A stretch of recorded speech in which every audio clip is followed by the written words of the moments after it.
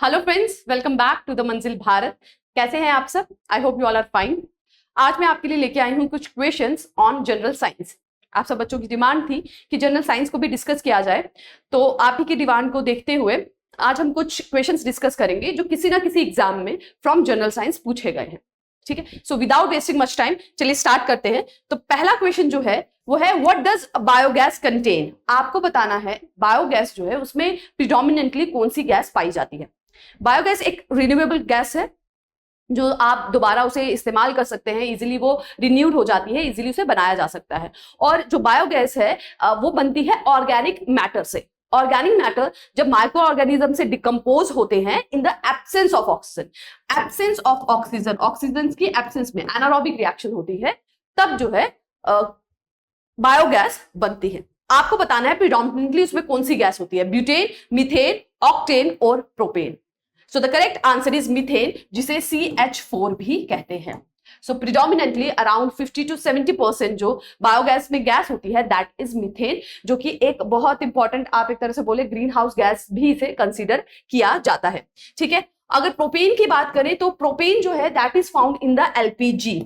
Odourless colourless gas होती है, LPG में पाई जाती है, और सम अमाउंट ऑफ ब्यूटेन भी LPG में ही पाया जाता है। और जो सिगरेट स्मोकिंग के लिए जो लाइटर्स होते हैं उसमें भी ये एज अ फ्यूल जो है ब्यूटेन वो यूज किया जाता है। ठीक है, तो propane is found in the LPG gas. अब आप देखिए LPG गैस जो होती है उसमें एक स्मेल होती है, जब भी कभी लीक हो तो आसानी से आप आइडेंटिफाई कर लेते हैं कि कहीं गैस लीक हो रही है, LPG लीक हो रही है, and that is because of the presence of ethyl mercaptan. बड़ी पंजेंट से इसकी स्मेल होती है और इसे एड ऑन किया जाता है LPG में, जस्ट कि उसकी एक स्मेल बने। क्योंकि अगर आप प्रोपेन की बात करें या ब्यूटेन की बात करें, दोनों ही कलरलेस और ऑर्डरलेस है, ना ही उनकी कोई स्मेल है ना ही उनकी कलर है। तो आइडेंटिफाई हो जाए कि गैस लीक हो रही है और किसी तरह की कोई भी आप एक तरह के मिसहैपनिंग ना हो, उसके लिए इथाइल मरकैप्टन को उसमें एड ऑन किया जाता है फॉर द स्मेल। अगर बाकी कॉम्पोजिशन की बात करें बायोगैस की, so these are the other gases जो बायोगैस में पाई जाती है। Methane, carbon dioxide, nitrogen, hydrogen, hydrogen sulphide and oxygen in a very less amount. ठीक है, विजिबल है, this is methane, carbon dioxide, nitrogen, hydrogen, hydrogen sulphide and O2। Clear? बड़े आगे। Okay, so the second question is which cell organelle is found only in plant cell. आपको बताना है इनमें से कौन सा सेल ऑर्गेनेल है जो सिर्फ और सिर्फ प्लांट्स में पाया जाता है। Chromosome, mitochondria, plastids, ribosomes. सिर्फ प्लांट्स में पाया जाता है। अगर हम क्रोमोसोम की बात करें तो क्रोमोसोम प्लांट्स एंड एनिमल्स दोनों सेल्स में पाया जाता है, राइबोसोम्स दोनों में पाया जाता है, माइटोकॉन्ड्रिया दोनों में पाया जाता है। So the correct answer will be C, plastids. Plastids की अगर हम बात करें so these are of 3 types. एक होता है क्लोरोप्लास्ट जो कि बहुत ज्यादा इंपॉर्टेंट रोल प्ले करता है इन द फोटोसिंथेसिस। दूसरा होता है क्रोमोप्लास्ट जो कि फ्लावर्स में प्रेजेंट होता है, जो उन्हें different types of colours provide करता है। आप देखिए अलग अलग प्लांट्स के जो फ्लावर्स होते हैं उनके अलग अलग कलर होते हैं, and that is because of the present of chromoplast. Chloroplast की वजह से ग्रीन कलर आता है, प्रीडोमिनेंटली ग्रीन कलर आता है, और ये फोटोसिंथेसिस में बहुत हेल्प करता है। एक और प्लास्टिड होता है दैट इज ल्यूकोप्लास्ट, जो कि ल्यूकोप्लास्ट जो स्टार्च को स्टोर करने में हेल्प करता है इन द प्लांट्स। ठीक है, सो प्लास्टिड जो है वो सिर्फ और सिर्फ प्लांट सेल में पाए जाते हैं। माइटोकॉन्ड्रिया की बात करें तो इसे power house of the cell कहा जाता है। यहां पे एनर्जी सेव होती है और इसे power house of the cell कहा जाता है। क्रोमोसोम, यू ऑल नो कि ह्यूमन बीइंग में 23 पेयर ऑफ क्रोमोसोम्स पाए जाते हैं। ठीक है, जिसमें से जो 22 पेयर हैं जोड़े में पाए जाते हैं। 22 पेयर्स जो हैं वो सोमैटिक होते हैं। सोमैटिक मतलब this is responsible for the physical appearance of a person, कि एक पर्सन की हाइट कैसी होगी, कलर कैसा होगा, बालों का कलर कैसा होगा। So that all determined by the somatic chromosome जो कि 22 पेयर्स में होते हैं। एंड द लास्ट पेयर होता है 23rd pair, that is sexual chromosome, जो कि XX होता है फीमेल में और XY होता है मेल्स में। That determine the sex of a person. ठीक है, राइबोसोम की बात करें तो ये होते हैं प्रोटीन फॉर्मेशन में, प्रोटीन सिंथेसिस में ये इंपॉर्टेंट रोल प्ले करते हैं।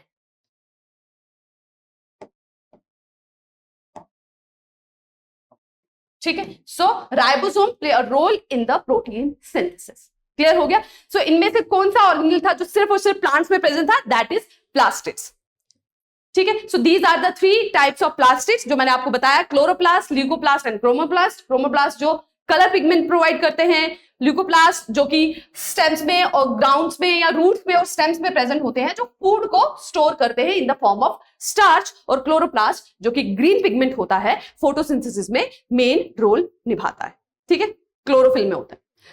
बड़े आगे, question number 3, the presence of which of the following prevents coagulation of blood? Prevents, हमारे शरीर में जो ब्लड है, हमारी वेन से, आर्टरी से जो ब्लड बह रहा है, उसे जमने से रोकता है। ये आपको बताना है इनमें से कौन सा है। Okay, fibrin, haemoglobin, heparin, thromboplastin. ठीक है, सो प्रिवेंट करता है। अगर हम थ्रोम्बोप्लास्टिन की बात करते हैं, जो कि किस चीज में काम करता है? This helps in the coagulation of the blood. ये ब्लड को जमने में हेल्प करता है। अगर प्लेटलेट्स किसी के कम हो जाए, ठीक है, थ्रोम्बोप्लास्टिन की कंसंट्रेशन किसी में कम हो जाए, तो ब्लड जो ब्लीडिंग रेट है, ब्लड कहीं पे भी कट लगे तो जो ब्लड के बहने की जो स्पीड है वो बढ़ जाएगी और ब्लड जमेगा नहीं, जिसकी वजह से सीरियस कंडीशन हो सकती है। ठीक है, सो थ्रोम्बोप्लास्टिन क्या करता है? कोआगुलेशन में हेल्प करता है। लेकिन एक ऐसा एंजाइम है या एक ऐसा आप प्रोटीन कह ले जो कि प्रिवेंट करता है ब्लड को जमने से, and that is heparin. Heparin हमारे अंदर जो ब्लड है उसे जमने नहीं देता। अगर इसकी डेफिशिएंसी हो तो ब्लड के जो है आप एक तरह से कहें कोआगुलेट होने लग पड़ेगा, और जो हार्ट की जो फंक्शनिंग है उस पर इंपैक्ट हो जाएगा। ठीक है, जगह जगह पे जब ब्लड जमने लगेगा ना, तो वो ब्लॉकेज क्रिएट करेगा। अगर सपोज ये आर्टरीज है, यहां पे ब्लड जम रहा है, तो ये ब्लड आगे पास ऑन नहीं हो पाएगा। ठीक है, तो ब्लड सर्कुलेशन में इंपैक्ट करेगा, जो कि लास्ट में जाकर हार्ट अटैक को भी लीड कर सकता है, या उस पर्टिकुलर पोर्शन में जहां पे ब्लड की सप्लाई नहीं हो रही है, वो जो पर्टिकुलर पार्ट है बॉडी का, वो डेड भी हो सकता है। ठीक है, सो हिपैरिन जो है that helps in preventing the coagulation, और ये लीवर सिंथेसाइज करता है। ठीक है, हेमोग्लोबिन की बात करें तो हेमोग्लोबिन इज द पिगमेंट जो कि आरबीसी में पाया जाता है, रेड ब्लड सेल में, और जो हेल्प करता है ऑक्सीजन की ट्रांसपोर्टेशन में। ठीक है, जो लंग्स से जब हमारा ऑक्सीजन जब ब्लड में आती है, वहां से ऑक्सीजन को पूरी बॉडी में लेके जाना हेमोग्लोबिन का काम होता है। हेमोग्लोबिन उसके साथ बाइंड होता है, ऑक्सी हेमोग्लोबिन बनाता है, सेल्स के पास जाता है, मसल सेल्स के पास, हार्ट सेल्स के पास, जो डिफरेंट बॉडी में सेल्स है जहां जहां ऑक्सीजन की नीड है वहां जाता है, वहां ऑक्सीजन को छोड़ता है, कार्बन डाइऑक्साइड को लेता है, कार्बोक्सी हेमोग्लोबिन बनाता है, और वापिस आके लंग्स में जाके वो हमारी बॉडी से एक्सपेल हो जाते हैं इन the form of exhalation. Clear हो गया? बड़े आगे, सो दिस इज द फंक्शन जो आपको डिटेल में जानने की जरूरत नहीं, बट यू जस्ट नो कि हिपैरिन है वो किस तरह से कोआगुलेशन को प्रिवेंट करता है, क्योंकि वो प्रोथ्रोम्बिन की जो फॉर्मेशन है उसे थोड़ा कंट्रोल में रखता है। ठीक है, तो कौन इसे सिंथेसाइज करता है? लीवर सिंथेसाइज करता है। नेक्स्ट क्वेश्चन है, हु इन्वेंटेड डायनमो? डायनमो क्या था? जो कि मैकेनिकल एनर्जी को कन्वर्ट करता है इलेक्ट्रिकल एनर्जी में। आपको बताना है ये किसने इन्वेंट किया था। मैकेनिकल एनर्जी, कॉइल्स की मूवमेंट और उसके अराउंड जो मैग्नेटिक फील्ड बनती है उसका इस्तेमाल करके ये इलेक्ट्रिक एनर्जी को बनाता है। आपको बताना है ये किसने इन्वेंट किया था। Michael Faraday, Gutenberg, Thomson, Pascal. जल्दी से अपना जवाब दीजिए। So the correct answer is option A, Michael Faraday. Gutenberg की बात करें तो प्रिंटिंग प्रेस इन्होंने इन्वेंट की थी। थॉमसन की बात करें तो आई थिंक इलेक्ट्रॉन, जिसकी मूवमेंट से इलेक्ट्रिक करंट बनती है। इलेक्ट्रिक करंट क्या है? The flow of electric charge in the form of electrons. ठीक है, तो इलेक्ट्रॉन्स की जो इन्वेंशन है that is by the Thomson. और पास्कल जो है, जिनका नाम है ब्लेज पास्कल, उन्होंने कंसेप्ट जो है वो प्रेशर का दिया था। ठीक है, प्रेशर क्या होता है? The force acting per unit area, जिसका ऐसा यूनिट ही पास्कल होती है। ठीक है, स्टैंडर्ड यूनिट जो होती है प्रेशर की दैट इज पास्कल, और उन्होंने ये कंसेप्ट दिया था that is force acting per unit area is a pressure. Clear हो गया? सो डायनमो किसने इन्वेंट किया है? माइकल फैराडे ने। This is dynamo. ठीक, बड़े आगे। ओके,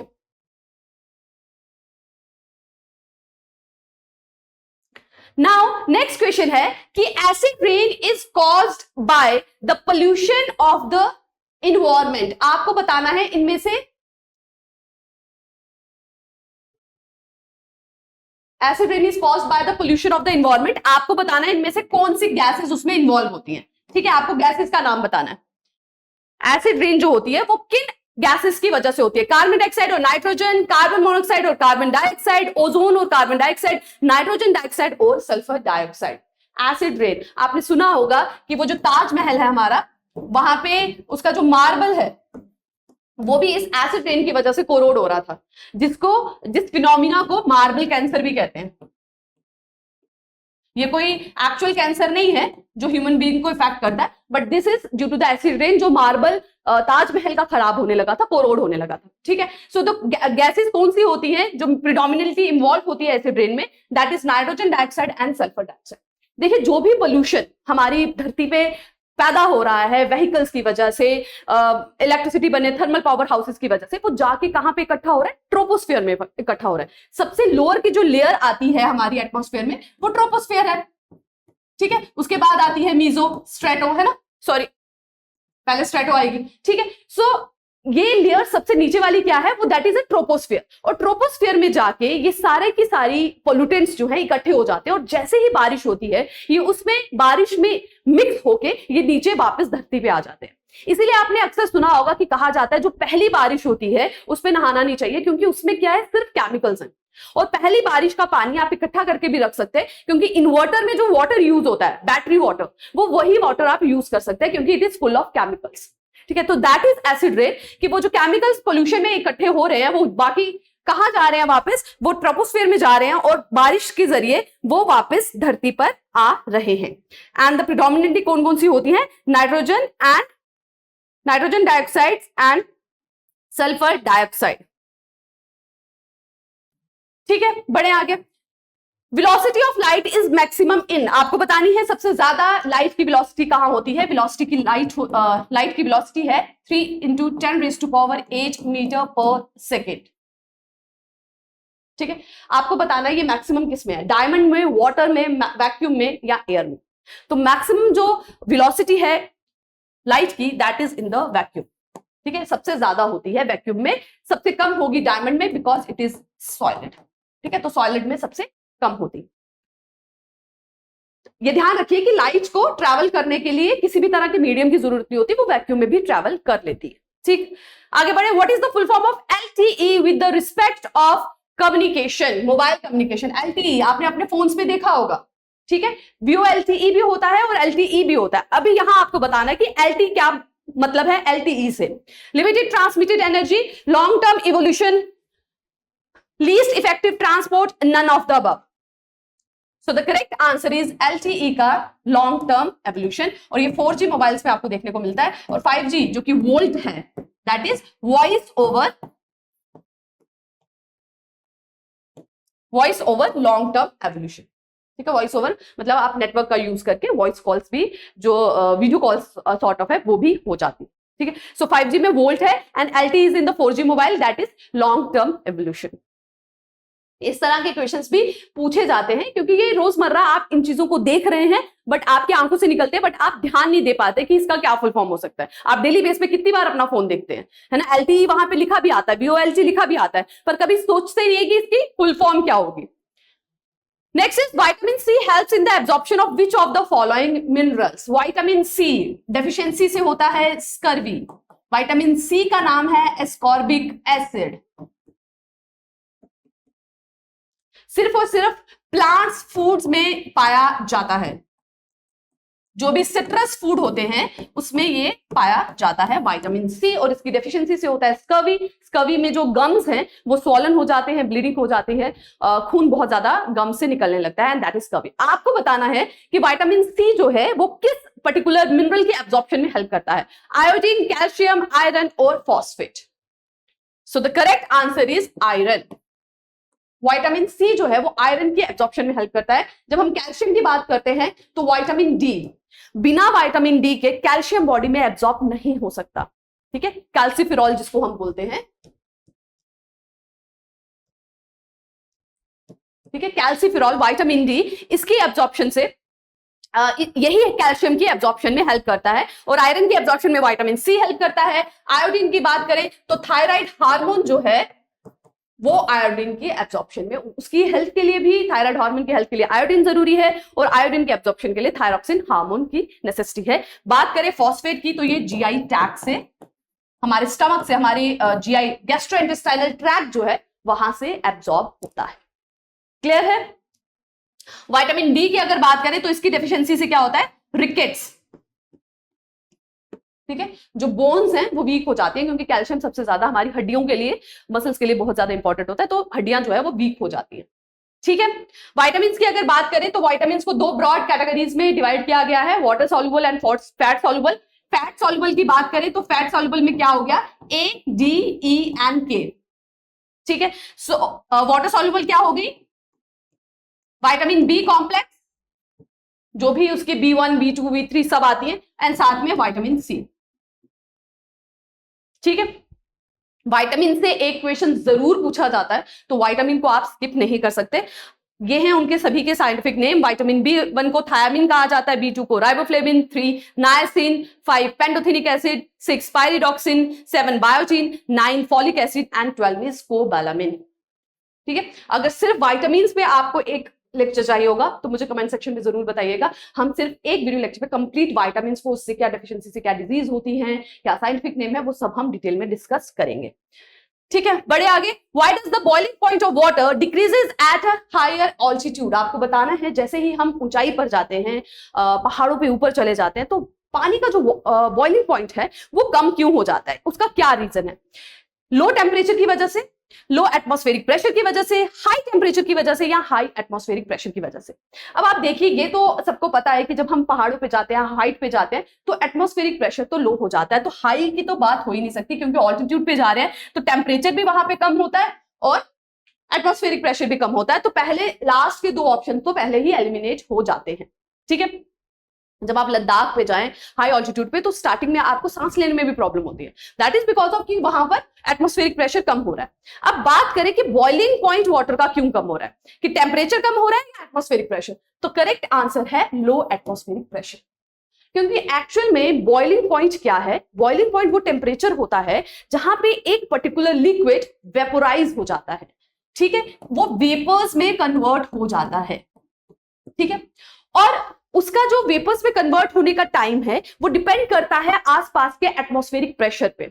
जितना कम होगा उसका वेपर प्रेशर भी उतना कम होगा, वो इजीली मीट कर जाएंगे। ठीक है, जिस टेम्परेचर पे लिक्विड का वेपर प्रेशर इक्वल हो जाता है एटमॉस्फेरिक प्रेशर से, उस टेम्परेचर पे पर्टिकुलर लिक्विड बॉइल करना स्टार्ट कर देता है।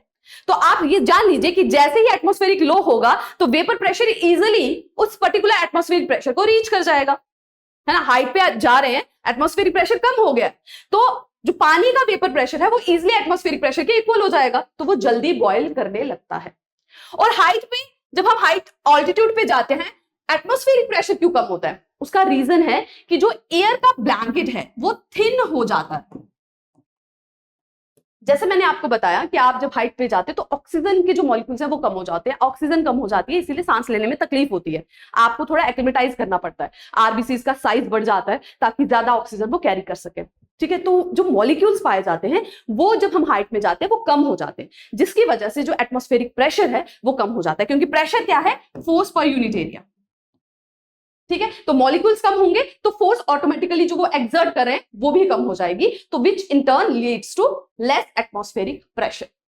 क्लियर हो गया? सो एटमॉस्फेरिक प्रेशर कम होने की वजह से ही जो बॉइलिंग वाटर का, जो पानी का बॉइलिंग पॉइंट है वो कम हो जाता है। इससे इसीलिए हाई ऑल्टीट्यूड पे कुकिंग करने में प्रॉब्लम आती है, क्योंकि पानी बहुत जल्दी बॉयल हो जाता है, सब्जी अच्छे से पक नहीं पाती, तो उसे लो टेम्परेचर पे कुक करना पड़ता है, और स्टीम जल्दी उड़ जाती है, इसलिए उस पर जो है ढक्कन रख के उसको कुक करना पड़ता है। ठीक है, ताकि उसका जो मॉइस्चर है वो रिटेन रहे, क्योंकि मॉइस्चर भी जल्दी चला जाता है। क्लियर हो गया? बड़े आगे, next is in the atmosphere ultraviolet rays are absorb by. तो ये तो बहुत इजी आंसर है, ये आप सबको आता होगा और आप इजीली आंसर बता देंगे। ऑक्सीजन, नाइट्रोजन, ओजोन और हीलियम। सो अल्ट्रावायलेट रेज जो है वो कौन एब्सॉर्ब करता है? That is absorb by ozone, जो कि पाई जाती है हमारी सेकेंड एटमॉस्फेयर, जो हमारी एटमॉस्फेयर की सेकेंड लेयर है, दैट इज स्ट्रेटोस्फेयर। और इसी की डिप्लीशन हो रही थी क्लोरोफ्लोरोकार्बन की वजह से, ठीक है, जिसको एलिमिनेट करने के लिए मॉन्ट्रियल प्रोटोकॉल बनाया गया था। ठीक है, क्लोरोफ्लोरोकार्बन, ये जो हमारे एसीज में कूलेंट्स यूज होते हैं, रेफ्रिजरेटर्स में जो कूलेंट यूज होते हैं, वहां पे क्लोरोफ्लोरोकार्बन यूज किया जाता था, और इसी की वजह से ओजोन लेयर में, स्ट्रेटोस्फीयर में, ओजोन लेयर में होल पाया जा रहा था, वो डिप्लीट हो रही थी, जिसकी वजह से ये जो अल्ट्रावायलेट रेज है ना, वो बहुत ज्यादा क्वांटिटी में अर्थ पे आ रही थी। तो इस चीज को जब फाइंड आउट किया गया, तो एक प्रोटोकॉल बना, मॉन्ट्रियल प्रोटोकॉल, जहां पे पूरे वर्ल्ड की कंट्रीज ने ये डिसाइड किया कि क्लोरोफ्लोरोकार्बन के यूज को वो एलिमिनेट कर देंगे और इसका सब्स्टिट्यूट यूज करेंगे। ठीक है, चलिए, Which of the following disease is caused by the deficiency of vitamin A? अब आपको विटामिन ए की डेफिशिएंसी से डिजीज को बताना है कि वो कौन सी है। Rickets, scurvy, night blindness, pellagra. So rickets को हम डिस्कस कर चुके हैं, that is due to vitamin D. Scurvy भी हमने डिस्कस किया, that is due to vitamin C. Pellagra जो है that is due to deficiency of vitamin B3। Night blindness जो है वो विटामिन ए की डेफिशिएंसी से होता है, और एक और इसकी डिजीज है that is जीरोफ्थाल्मिया।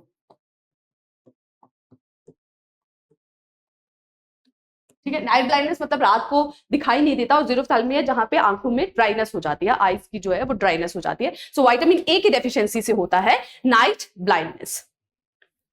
Which organ secreted bile juice? आपको बताना है बाइल जूस कौन सा ऑर्गन सिक्रीट करता है, हार्ट, लीवर, ब्रेन और पेनक्रियाज। बाइल जूस की बात करें तो बाइल जूस हेल्प करता है डाइजेशन ऑफ फैट्स में, फैट की डाइजेशन में ये हेल्प करता है। ठीक है, फैट की डाइजेशन में ये हेल्प करता है। कार्बोहाइड्रेट्स की डाइजेशन की बात करें तो वो हमारे माउथ से स्टार्ट हो जाती है। प्रोटीन की जो है कुछ डाइजेशन स्टार्ट होती है स्टमक में, and rest is in the small intestine. और अगर फैट की कहे दैट इज डाइजेशन जो है उसकी करता है बाइल जूस, और उसे सिक्रीट कौन करता है, it is secreted by liver.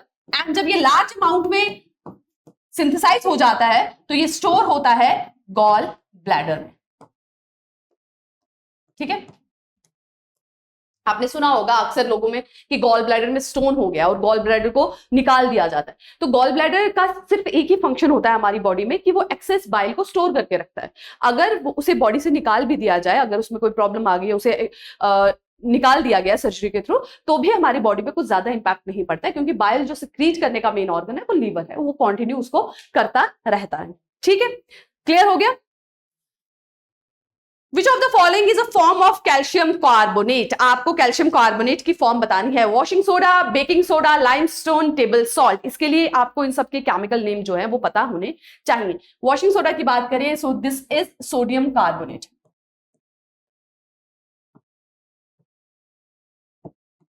Formula की बात करें तो NaCO3। ठीक है, बेकिंग सोडा की बात करें, खाने के लिए जो यूज होता है, बेकिंग प्रोसेस में जो यूज होता है, दैट इज सोडियम बाइकार्बोनेट। ठीक है, लाइमस्टोन की बात करें तो दैट इज कैल्शियम कार्बोनेट, और table salt we all know that is sodium chloride. ठीक है,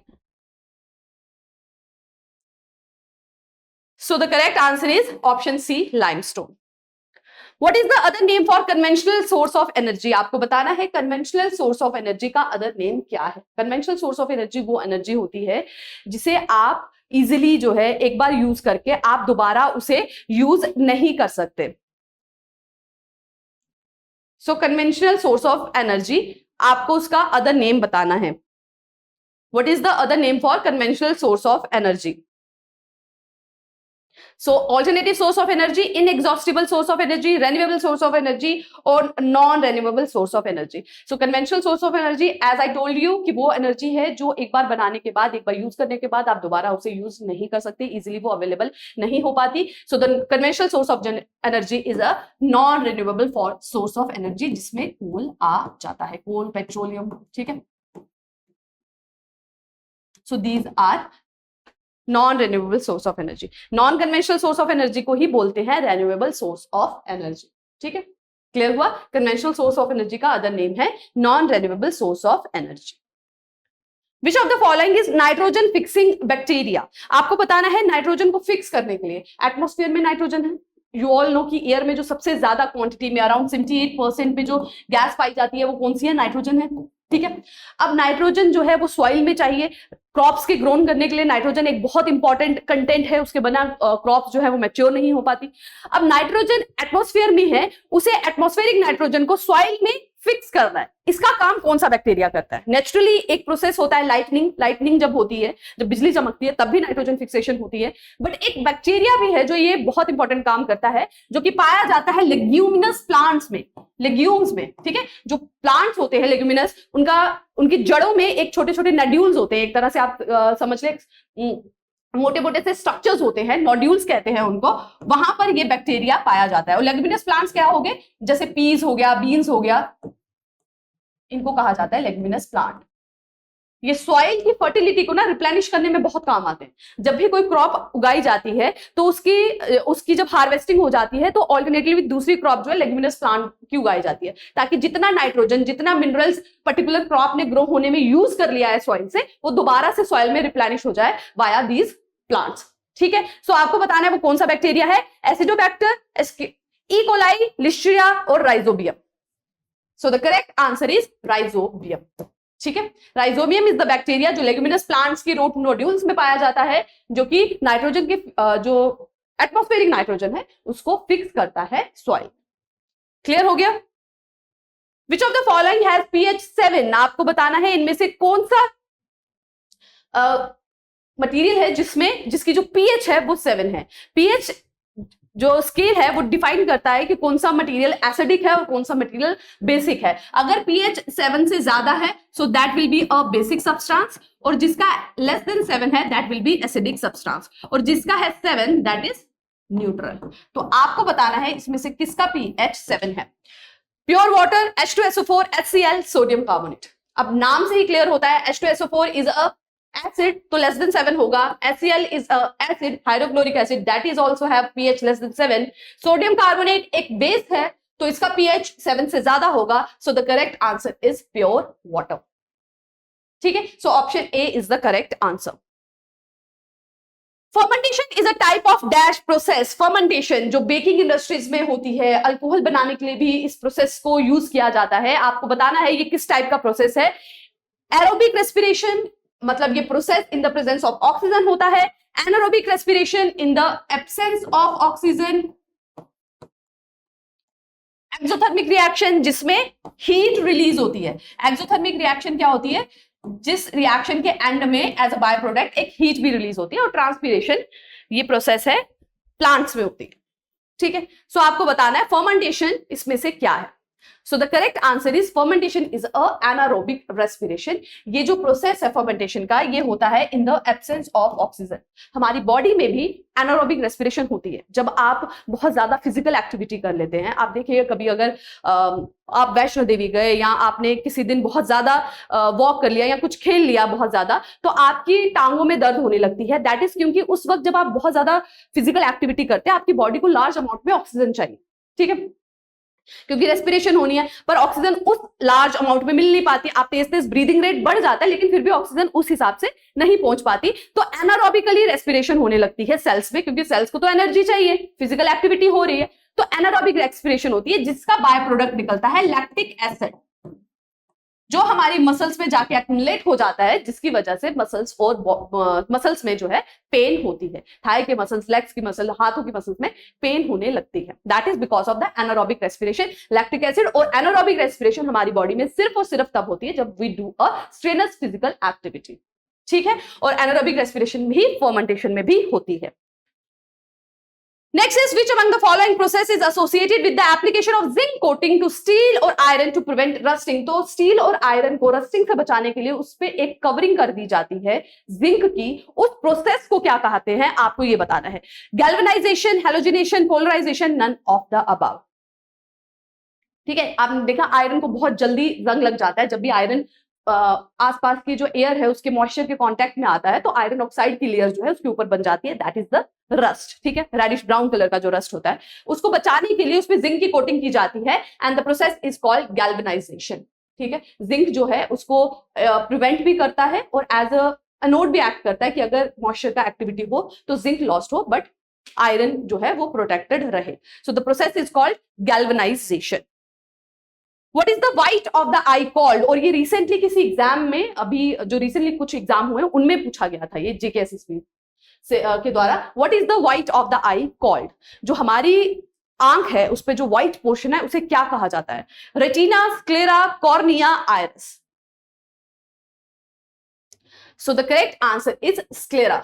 जो व्हाइट ऑफ द आई है वो स्क्लेरा है, ठीक है। रेटिना की बात करें तो ये बैक ऑफ आई है, ठीक है, जहां पे इमेज बनती है, हम जो चीज देखते हैं उसकी इमेज जो है वो बैक ऑफ द आई पे बनती है, दैट इज कॉल्ड रेटिना। और वो इमेज फिर हमारी ब्रेन के पास जाती है और ब्रेन इंटरप्रेट करता है और देन हम उसको देखते हैं। आप देखिए कितने मिली सेकेंड्स में, माइक्रो सेकेंड्स में, आप बोलिए माइक्रो से भी नैनो सेकेंड्स में ये काम हो रहा है। हम चीज को देख रहे हैं और हम इमीडिएटली उसको इंटरप्रेट कर रहे हैं, लेकिन बीच में क्या क्या काम हो रहा है? आंखें देख रही हैं, रेटिना में इमेज बन रही है, वो इमेज फिर ट्रांसमिट हो रही है ऑप्टिक नर्व के द्वारा हमारे ब्रेन में, और ब्रेन फिर हमें सिग्नल दे रहा है कि दिस इज द न्यूज, और फिर हम उसको रिस्पॉन्ड करते हैं, ठीक है। तो कितनी मतलब कॉम्प्लिकेटेड पूरी बॉडी को जो नेचर ने है हमारी बॉडी को बनाया हुआ है और किस तरह से ये काम करता है, और हम उसी नेचर की रिस्पेक्ट नहीं करते हैं, है ना। नेचर के साथ ही तो खिलवाड़ कर रहे हैं, तभी नेचर हमें अपना रूप दिखा रही है इन the form of floods, earthquake, ये जो कैलेमिटीज हो रही है, ठीक है। नेचर की हम रिस्पेक्ट नहीं करते। Okay, so the correct answer is sclera. Retina है व्हाइट पार्ट, और कॉर्निया जो है ये जो स्क्लेरा होता है ये कॉर्निया को भी कवर करता है, ये ऑप्टिक नर्व से लेकर, कॉर्निया से लेकर ऑप्टिक नर्व तक एक्सटेंड करता है, ठीक है।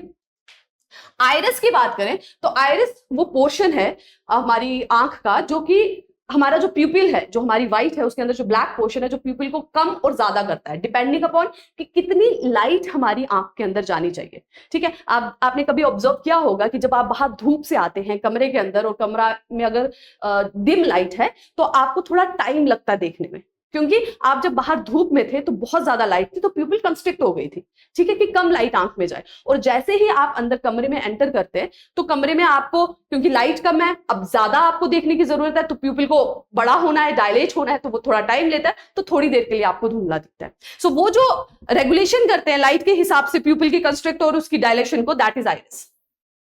क्लियर हो गया? So the correct answer is B, sclera. So this is the structure of the eye. यहां पे this is iris, pupil and sclera, sclera portion the white portion, ठीक है।